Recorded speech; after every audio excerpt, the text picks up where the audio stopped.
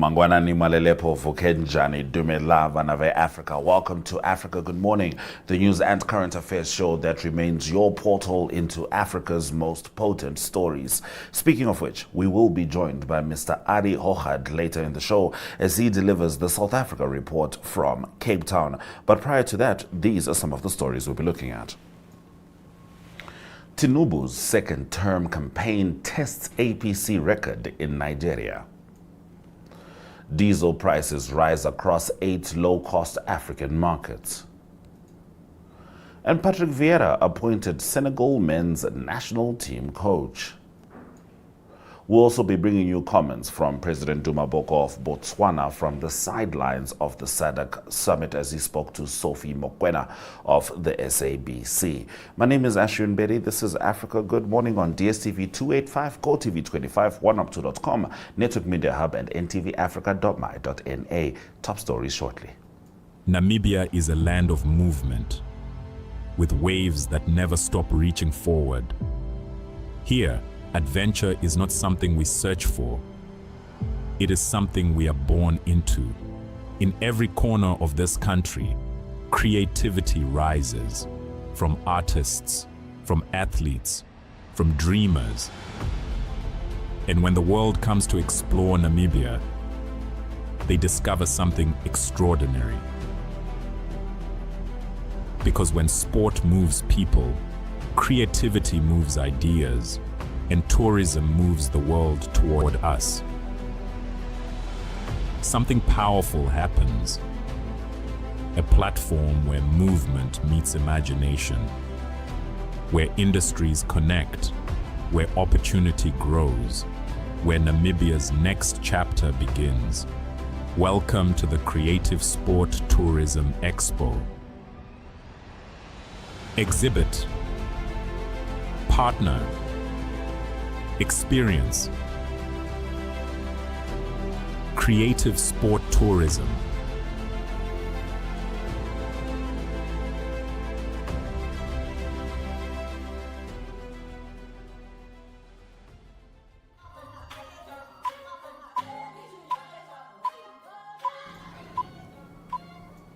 All right, let's get into our top stories.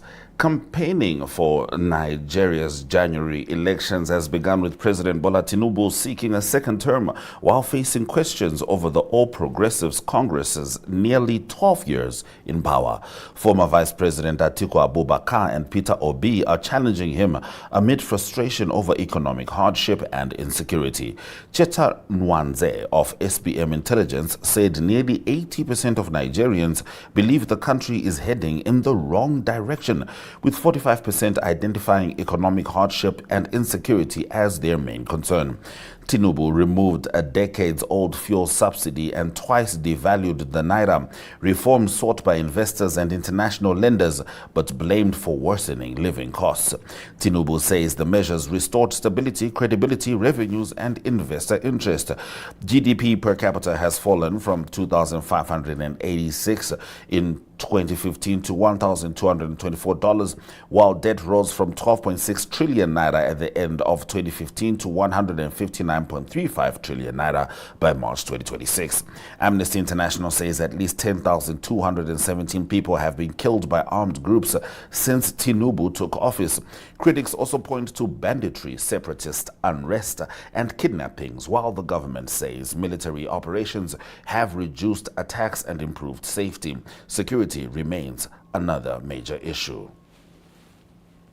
Now, diesel prices rose, and this is across 10 African countries listed among the continent's lowest priced markets in August, with the average increasing from $1.52 per litre last month to $1.56 currently.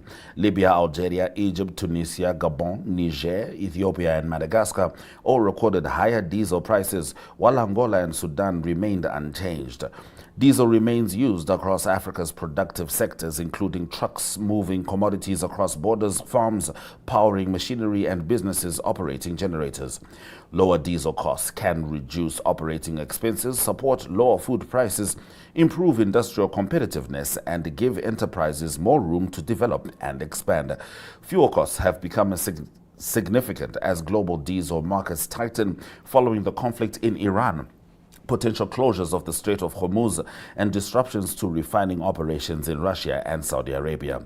U.S. diesel futures jumped 7.4% on August 10, while European diesel refining margins rose nearly 10%.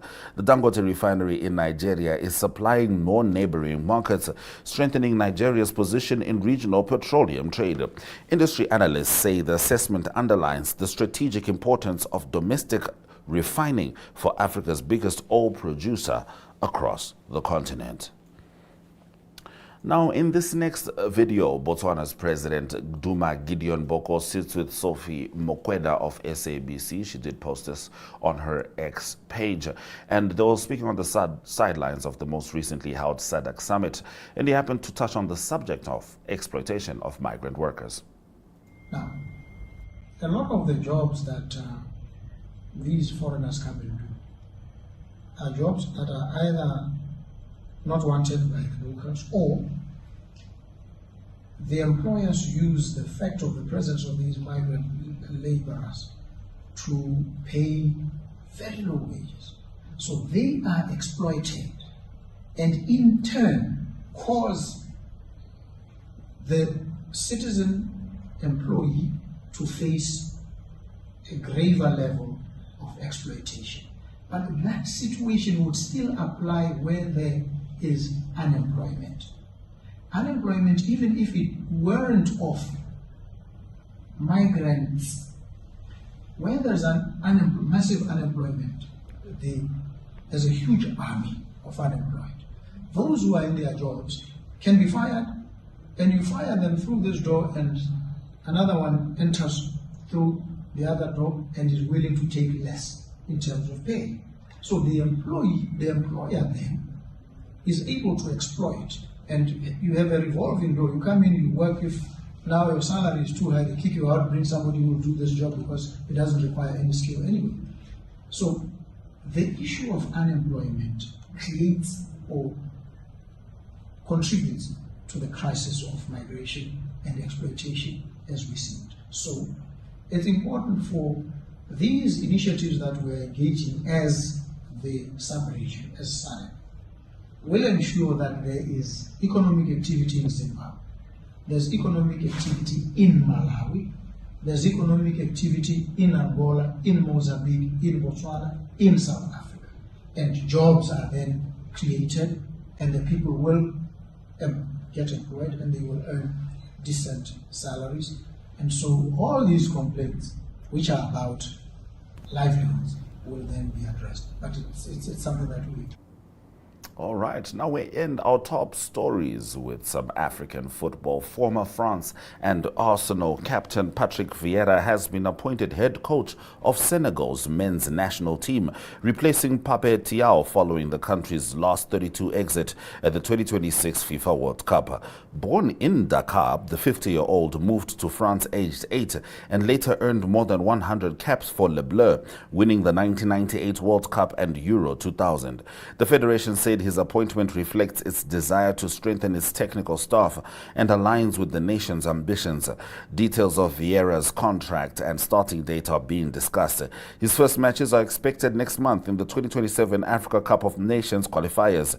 Vieira left Genoa by mutual consent last November with the club bottom of Serie A. He managed New York City, Nice, Crystal Palace and RC Strasbourg. As a player, he won 3 Premier League titles and 4 FA Cups with Arsenal and silverware with AC Milan, Inter Milan and Manchester City. Senegal have appealed to the Court of Arbitration for Sport over Morocco being declared winners of the 2025 Afcon final. That's just in a separate update, but we're looking forward to seeing Patrick Vieira take on that position.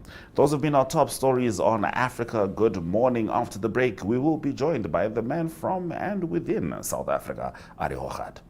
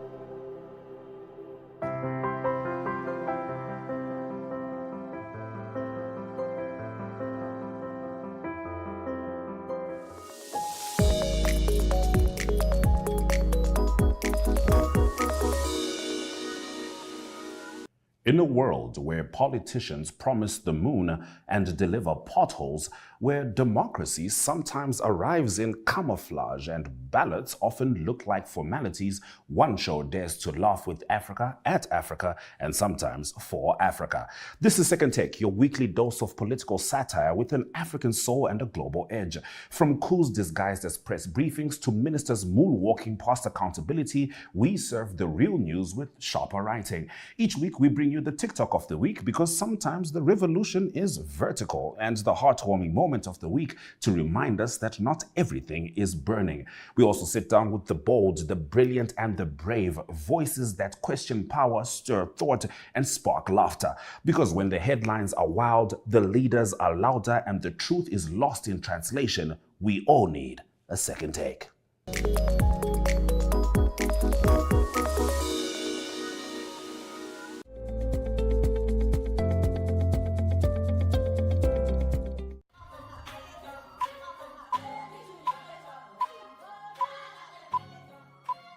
News in South Africa is firstly related to the Southern African Development Community meetings, that is SADC.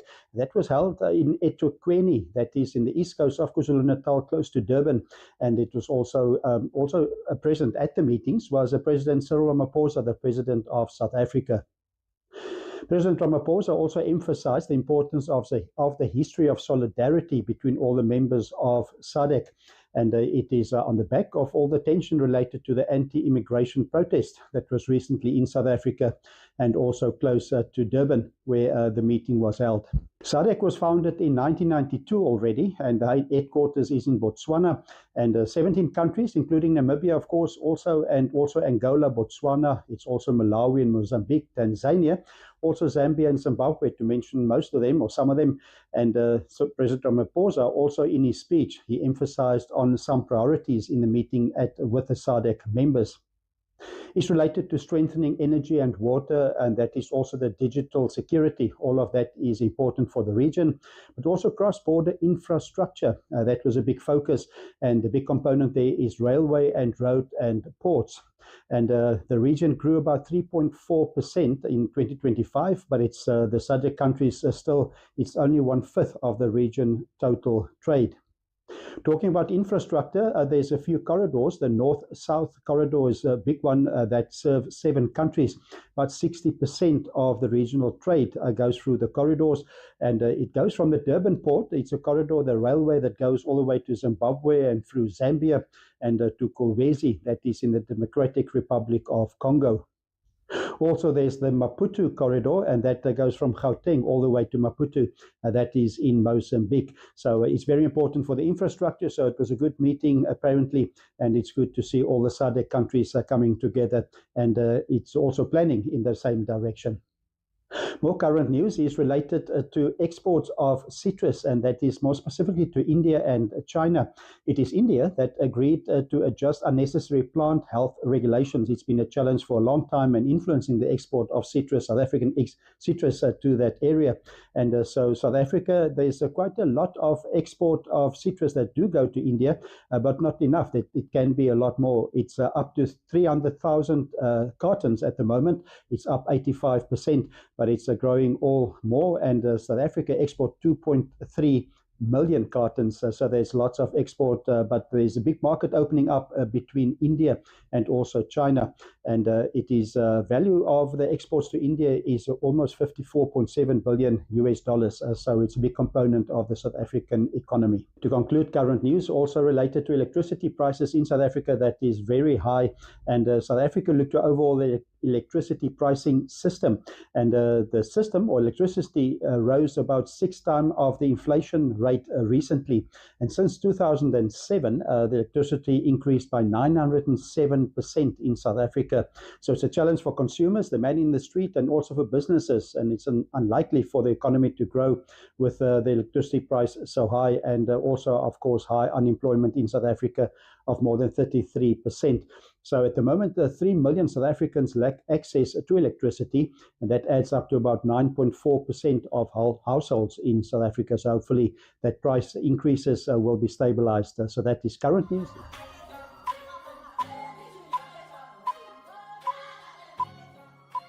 Sport news in South Africa is a big focus is rugby this coming weekend, and it's the first test between the Springboks and the All Blacks. That is men's rugby, and that first test will be played at Ellis Park this coming Saturday. The kickoff is at 5:10, that is Namibian time. So there will be 4 tests that will be played. That is in rugby's greatest rivalry, they call that. And it is a rivalry that goes back a long time. It goes back for 105 years, since 1921, that the two teams have been playing test rugby, with New Zealand winning most of the games. 63 tests they've won, and South Africa 43. So the first test this coming Saturday, then the second test will be in Cape Town, and that will be on the 29th of August. And then the third test will be in Johannesburg again on the 5th of September, followed by a test match in Baltimore in the USA, and that will be on the 12th of September. So South Africa will rely heavily on great experienced players like Cheslin Colby and Damian Willemse to do well in the test on Saturday, and up front players like Peter Steff, Toy and Malcolm Marx. So that test is Saturday, 5:10, the Springboks that play the All Blacks. Then more sport news is related to hockey. It's the FIH. It is the Hockey World Cup that's been played in the Netherlands and also in Belgium. South African men's team, they play on Thursday again. They play against Australia. So a tough game for them. In Pool C, they've lost their first 2 games, and that was against Spain 3-1 and against Ireland 4-1. And it's also the South African women's team that on Thursday play against China. Also a tough start for them. They lost their first game against England by 4-0, and then also to India 6-1. So that is the Hockey World Cup taking place in the Netherlands and Belgium. That's sports news. Namibia is a land of movement, with waves that never stop reaching forward. Here, adventure is not something we search for. It is something we are born into. In every corner of this country, creativity rises, from artists, from athletes, from dreamers.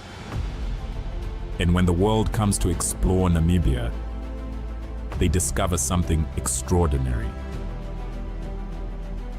Because when sport moves people, creativity moves ideas, and tourism moves the world toward us. Something powerful happens.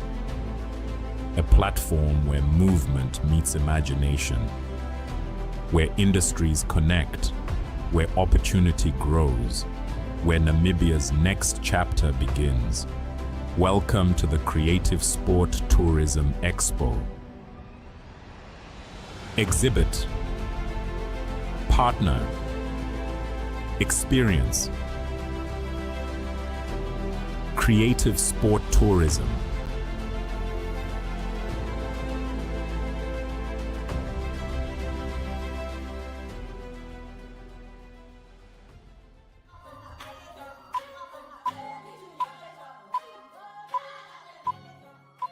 In entertainment news in South Africa, we go to the Boland, and that is close to Stellenbosch. We go to the Simonsig wine estate, and it's very popular. It's been making great wine since 1968, and it's known for Kaapse Vonkel. It's like a champagne wine and also Cap Classique, and it's known for that, but also great red wine and great white wine. So it is Simonsig that is just a few kilometers from Stellenbosch, and you can go and sit on the stoep or the veranda. You can have a great breakfast and something to eat as well. Do wine tasting, of course, as well. Wine tasting is very popular because there's award-winning wines, white wine and red wines. So there's award-winning Chenin Blancs and also award-winning red wines. So it is a Simonsig that's known for not only for the white wine, also for the pinotage, but they've got a brilliant blend as well, red blend. It's called Two's Company, and it's a Cabernet Sauvignon and also a Shiraz blend, so it's very popular. So visit Simonsig, and it is called Simonsig because of the views of the Simonsberg Mountain. So Simonsberg Mountain is not far from Simonsig Wine Estate. When you're in the region, it's also very popular for tourists to travel, obviously, there for the wine region, but also there's great accommodation in the area. So right up against the slopes of the Simonsberg, you'll find Slaley Country House. So it's very popular. It's on the foothills of the mountains, and there's 7 decorated rooms. Great names like Pinotage and Merlot and Shiraz rooms, and some of them French country feel inspired. So there's also a tennis court and a swimming pool and great breakfast to have have a great also base to travel all across the Boland. So that is the Slaley Country House. But also, if you want to go and play some golf, Stellenbosch Golf Club is just around the corner. It is an award-winning golf course, 18 holes, and the South African Open was there recently, and that will also be in 2027. The South African Open Golf Tournament will also be hosted at the Stellenbosch Golf Club. So lots to do. So if you're at the Slaley Country House as well, you can go for hikes up the mountain as well and visit the great vineyards in the area. So that is entertainment news in South Africa.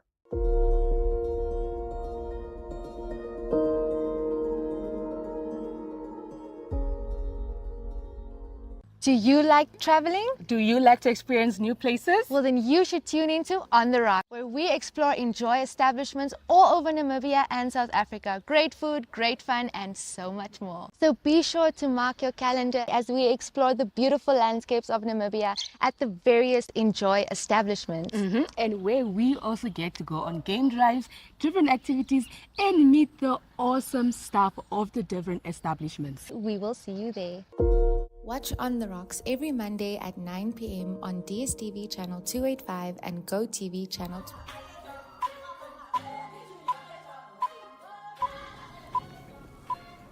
Thank you for staying with Africa Good Morning throughout the broadcast, and many thanks to Arrie Hougaard for delivering such a comprehensive South Africa report. Just to jog your memories, these are some of the stories we looked at the beginning of the broadcast. Bola Tinubu's second-term campaign tests APC's record in Nigeria, with APC having been in power for 12 years and facing opposition from former Vice President Atiku Abubakar as well as Peter Obi. Diesel prices rise across 8 low-cost African markets. And Patrick Vieira, former France and Arsenal captain, appointed Senegal men's national team coach. Interesting fact, he was actually born in Dakar and only moved at the age of 8. Those have been our stories on Africa Good Morning. We're going to leave you now with the economic indicators on DSTV 285, GOTV 25, oneup2.com, Network Media Hub, and NTVAFRIKA.MY.NA. Until tomorrow, Swera Zwakanaka.